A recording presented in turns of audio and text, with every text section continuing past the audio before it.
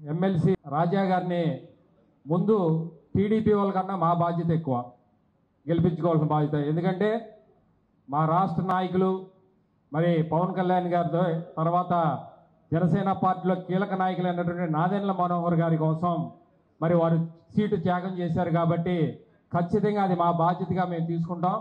అలాగే మొన్న కూడా నాదెండ్ల మనోహర్ గారి ఆధ్వర్యంలో మొన్న సోమవారం విజయవాడ శేషాయ కళ్యాణ మండపంలో కృష్ణా గుంటూరుకు సంబంధించినటువంటి జిల్లాలకు మొత్తానికి సంబంధించి అంశెట్టి వాసు గారి ఆధ్వర్యంలో ఒక భారీ కార్యక్రమం శేషాయ కళ్యాణ మండపంలో ఏర్పాటు చేసి నాదెండ్ల మనోహర్ గారు అట్లాగే ఆల్పాటి రాజా గారు ఆ కార్యక్రమంలో పాల్గొన్నారు. దిశ నిర్దేశం కూడా చేశారు.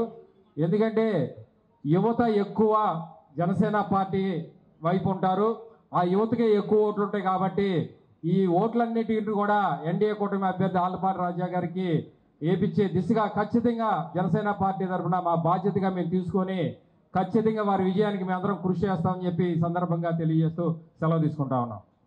మీ మొదటి ప్రాధాన్యత ఓటు 1 అని అంకె వేసి నన్ను గెలిపించమని కోరుతా ఉన్నాను.